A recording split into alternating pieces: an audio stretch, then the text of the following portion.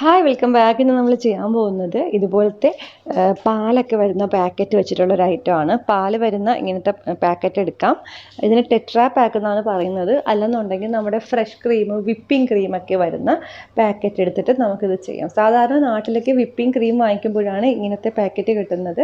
പുറത്താണെന്നുണ്ടെങ്കിൽ പാല് വാങ്ങിക്കുന്നതും ഇങ്ങനത്തെ പാക്കറ്റിലായിരിക്കും. അതുപോലെ ജ്യൂസ് വാങ്ങിക്കുമ്പോൾ നമ്മൾ ഫ്രൂട്ടിയുടെയൊക്കെ ജ്യൂസില്ലേ, അപ്പോൾ അതൊക്കെ വാങ്ങിക്കുമ്പോൾ ഇങ്ങനത്തെ കുഞ്ഞിത് കിട്ടും. വലുത് കിട്ടണമെന്നുണ്ടെങ്കിൽ നമ്മുടെ ഫ്രഷ് ക്രീമും അല്ലെങ്കിൽ വിപ്പിംഗ് ക്രീമും വാങ്ങിക്കണം. ഇനി നമുക്കത് മുറിച്ചെടുക്കണം. അപ്പം മുറിച്ചെടുക്കുന്നതിന് മുമ്പായിട്ട് ഒരു മാർക്കർ വെച്ചിട്ട് മുറിച്ചെടുക്കേണ്ടത് എവിടം തൊട്ട് എവിടം വരെയാണെന്നുള്ളത് ജസ്റ്റ് ഒന്ന് മാർക്ക് ചെയ്യുക.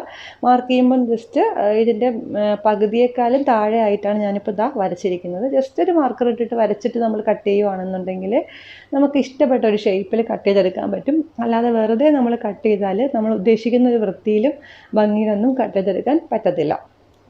ഇതാ സൈഡ് ഭാഗത്ത് നമ്മളിങ്ങനെ ഒരു പില്ലർ പോലത്തെ രീതിയിലാണ് വരച്ചു കൊടുക്കേണ്ടത്. ഫ്രണ്ടിലും ബാക്കിലും ജസ്റ്റ് ഒന്ന് ഇതുപോലെ പകുതിയിൽ വരച്ച് കട്ട് ചെയ്താൽ മതിയാവും. പിന്നെ ഇതിൻ്റെ മുകൾ ഭാഗത്ത് ക്യാപ്പ് ഉണ്ടല്ലോ, ഒരു ചെറിയ അടപ്പ്, അതൊക്കെ ഞാൻ ഇളക്കി കളഞ്ഞിട്ടുണ്ട് കേട്ടോ. അതിൻ്റെ ആവശ്യമൊന്നും നമുക്കില്ല. പിന്നെ ചില ഫ്രഷ് ക്രീമിൻ്റെയും വിപ്പിംഗ് ക്രീമിൻ്റെയൊക്കെ പാക്കറ്റിൻ്റെ മുകളിൽ ജസ്റ്റ് ഇങ്ങനെ ഒരു കോണിച്ച പോലെ ആയിരിക്കും വരുന്നത്. അങ്ങനെയുള്ളതാണെങ്കിൽ കുറച്ചുകൂടെ നല്ലതായിരിക്കും കേട്ടോ. എനിക്കിപ്പോൾ കിട്ടിയത് അങ്ങനെയുള്ളതല്ല, സാധാരണ ടൈപ്പാണ്. അപ്പം ഞാനിത് ഫുള്ള് ഇതുപോലെ വരച്ചു കൊടുത്തിട്ടുണ്ട്. ഇനി നമുക്ക് കട്ട് ചെയ്യാൻ വേണ്ടിയിട്ട് ഇതുപോലത്തെ കത്തി നമുക്ക് യൂസ് ചെയ്യാം. ഇതുപോലത്തെ കത്തി എല്ലാവരുടെയും വീട്ടിലുണ്ടാവും. ഇല്ലെന്നുണ്ടെങ്കിൽ 10 രൂപ കൊടുക്കുമ്പോൾ വാങ്ങിക്കാൻ കിട്ടും കേട്ടോ. നമുക്ക് ഒരുപാട് ഉപയോഗിക്കാം. തെർമോക്കോളൊക്കെ കട്ട് ചെയ്യാനും കാർഡ്ബോർഡൊക്കെ കട്ട് ചെയ്യാനൊക്കെ ഈ കത്തി യൂസ് ചെയ്യാം. ഇനി ഇത് വെച്ചിട്ട് സൂക്ഷിച്ച് കട്ട് ചെയ്യുക. ഇത് കൈ മുറിയാതെ സൂക്ഷിക്കണം. കുട്ടികളൊക്കെയാണ് മുറിക്കുന്നുണ്ടെങ്കിൽ. പക്ഷേ സിമ്പിളായിട്ട് മുറിക്കാം കേട്ടോ. വളരെ കട്ടിയായിട്ടൊന്നും ഇരിക്കുകയല്ല. പെട്ടെന്ന് ഈ കത്തി വെച്ചിട്ട് നല്ല മുറിയുന്ന കത്തിയാണെങ്കിൽ പെട്ടെന്ന് മുറിക്കാൻ പറ്റും. സൈഡുകളും അതുപോലെ നമ്മൾ ആ പില്ലറിൻ്റെ ഭാഗം വരച്ചില്ലേ, അപ്പോൾ ആ ഭാഗവും അതുപോലെ കട്ട് ചെയ്യുക. പിന്നെ ചെറുതായിട്ടൊക്കെ വളഞ്ഞു പോകുന്നെങ്കിൽ കുഴപ്പമില്ല. നമുക്ക് പിന്നീടൊന്ന് മുറിച്ചതിന് ശേഷം പിന്നീടൊന്ന് ഷേപ്പ് ചെയ്തെടുക്കാൻ പറ്റും. അപ്പം ഈ സൈഡ് ഫുള്ള് ഞാൻ ഇതുപോലെ കട്ട് ചെയ്തെടുത്തിട്ടുണ്ട്. നമുക്കിനിതാ ഈ ഭാഗങ്ങൾ മാറ്റി കൊടുക്കാം. ഇതിൻ്റെ സൈഡുകൾ ഫുള്ള് മാറ്റിയിട്ടുണ്ട്. അപ്പോൾ ഇങ്ങനെയാണ് വന്നിരിക്കുന്നത്. മുകളിലൊരു മേൽക്കൂര പോലെയും താഴെ ഒരു പകുതിയിൽ വെച്ചിട്ട് മുറിച്ചതായിട്ടാണ് കിട്ടിയിരിക്കുന്നത്. ഇനി നമുക്കിതിൽ കറക്റ്റ് മുകളിലൊരു മേൽക്കൂര വെക്കണം. അപ്പോൾ അതിനായിട്ട് ഇതുപോലത്തെ ഒരു കാർഡ്ബോർഡിൻ്റെ പീസ് എടുത്ത് ജസ്റ്റ് ഇങ്ങനെ മടക്കിയിട്ട് ഇവിടെ വെച്ചിട്ട് ഒട്ടിക്കണം.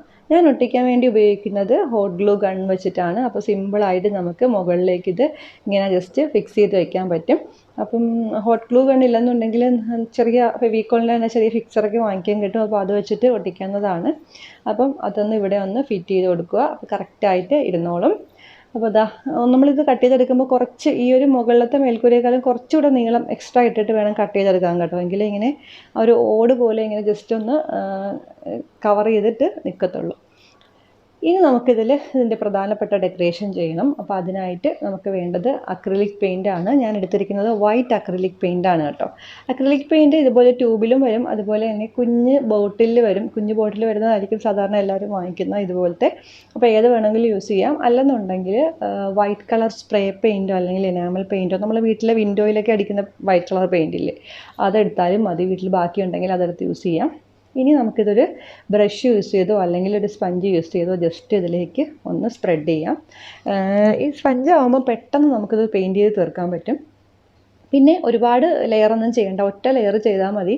കാര്യം എന്താണെന്ന് വെച്ചാൽ നമ്മളിതിൻ്റെ അകത്ത് ഈ ഒരു പാക്കറ്റിൻ്റെ പുറത്ത് ഈ ഒരു പാലിൻ്റെ കുറച്ച് എഴുത്തൊക്കെ ഉണ്ടാവുമല്ലോ, കമ്പനിയുടെ പേരൊക്കെ, അതൊക്കെ ഒന്ന് മറയ്ക്കാൻ വേണ്ടിയിട്ടാണ് ഇതൊന്ന് പെയിൻറ്റ് ചെയ്തിട്ട് എടുക്കുന്നത്. ഈ സൈഡുകളിലൊക്കെ ഫുള്ള് ഒന്ന് പെയിൻറ്റ് ചെയ്ത് കൊടുക്കുക. ഉൾഭാഗത്ത് പെയിൻറ്റ് ചെയ്യേണ്ട ആവശ്യമില്ല കേട്ടോ. അതുപോലെ അടിഭാഗത്തും പെയിൻറ്റ് ചെയ്യേണ്ട ആവശ്യമില്ല.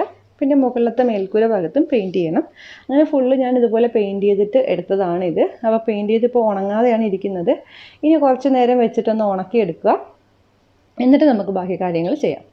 ഇതിപ്പോൾ ഞാൻ ഉണക്കിയെടുത്തതാണ്. ഒരുപാട് നേരമൊന്നും ഉണക്കിയിട്ടില്ല. പക്ഷേ വീഡിയോ എടുക്കേണ്ടതുകൊണ്ടും വെയിറ്റ് ചെയ്യാൻ പറ്റാത്തതുകൊണ്ടും ഞാൻ പെട്ടെന്ന് എടുത്തിട്ടുണ്ട്. എന്നാലും നന്നായിട്ടൊന്നും ഉണങ്ങിയിട്ടില്ല. ഇനി നമുക്കിതിനകത്തേക്ക് ഹോൾ ഇടണം. അപ്പം മുകളിലായിട്ടാണ് ഹോൾ ഇടേണ്ടത്. ഏറ്റവും മുകളിലേക്കാളും കുറച്ചൊന്ന് താഴ്ത്തിയിട്ട് ഇതുപോലെ ഹോൾ ഇട്ട് കൊടുക്കുക. ജസ്റ്റ് മുകളിലും താഴെയും. ഇതിൻ്റെ കറക്റ്റ് നേരെ തന്നെയാണ് ഇവിടെയും ഹോൾ ഇട്ട് കൊടുക്കേണ്ടത്. അപ്പോൾ ഇങ്ങനെ ഇവിടെയും ഹോൾ ഇട്ട് കൊടുത്തിട്ടുണ്ട്. അപ്പോൾ ഇതിപ്പം ഈ ഹോൾ ഇങ്ങനെ ഇരിക്കട്ടെ. ഇതെന്തിനാണ് ഇട്ടെന്നുള്ളത് നമുക്ക് ലാസ്റ്റ് പറയാം. അപ്പോൾ അതിന് മുമ്പ് നമുക്കിതിൽ ഇതുപോലത്തെ ഫോം പേപ്പർ വെച്ച് ഡെക്കറേറ്റ് ചെയ്യണം. ഫോം പേപ്പർ എന്ന് പറഞ്ഞിട്ട് ബുക്ക് സ്റ്റാളിലും കടകളിലൊക്കെ വാങ്ങിക്കാൻ കിട്ടും. സാധാരണ ക്രാഫ്റ്റിനൊക്കെ വേണ്ടിയിട്ട് എല്ലാവരും വാങ്ങിക്കുന്നതാണ് ഫോം പേപ്പർ. വളരെ വില കുറഞ്ഞൊരു ഐറ്റമാണ് കേട്ടോ.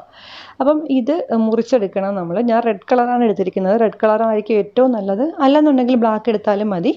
ഇതുപോലെ റെക്റ്റാങ്കുലർ ഷേപ്പിലാണ് മുറിച്ചെടുത്തിരിക്കുന്നത്. ചെറിയ ഇഷ്ടിക ഉണ്ടല്ലോ, ചെറിയ ഇഷ്ടിക പോലെ റെക്റ്റാങ്കുലർ ഷേപ്പിന് മുറിച്ചെടുത്തിട്ടുണ്ട്. ഇനി നമുക്കിത് ഒട്ടിക്കണം.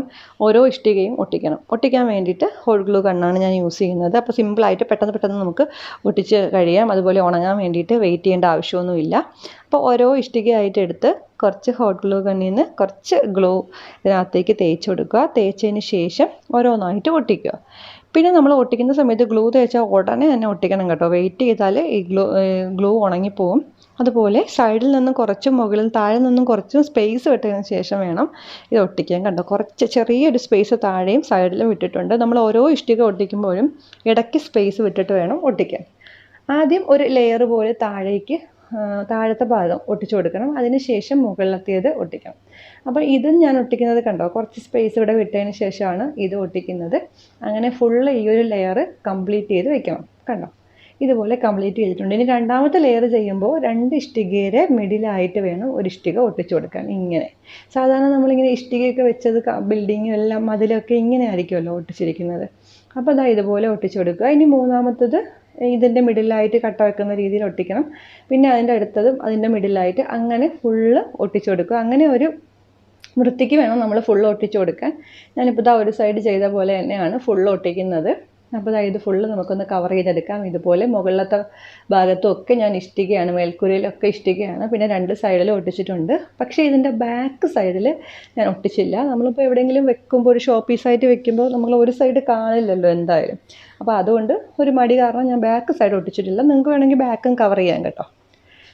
ഇനി നമ്മൾ ചെയ്യേണ്ടത്, നമ്മൾ ആദ്യമേ ഹോളിട്ട് വെച്ചില്ലേ 2 സൈഡിലും, അപ്പോൾ അവിടെ ഇഷ്ടിക ഒട്ടിക്കരുത് ആ ഭാഗത്ത്. അപ്പോൾ അവിടെ നമുക്ക് ഇതുപോലെ ചിക്കൻ ടിക്ക സ്റ്റിക്ക് കിട്ടും.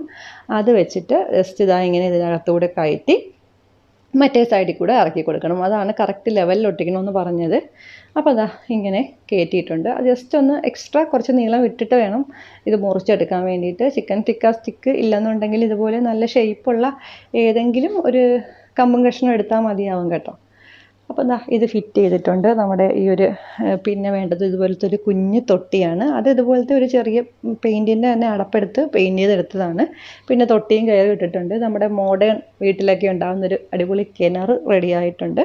അപ്പോൾ ഈ ഒരു കിണർ നമുക്ക് കുട്ടികൾക്ക് കളിക്കാൻ കൊടുക്കാം, അല്ലെങ്കിൽ നമുക്ക് ഷോ പീസായിട്ട് വീട്ടിൽ വെക്കാനൊക്കെ ഉപയോഗിക്കാം. കണ്ടോ, നല്ലൊരു തൊട്ടിയും കിണറും കിട്ടിയിട്ടില്ലേ.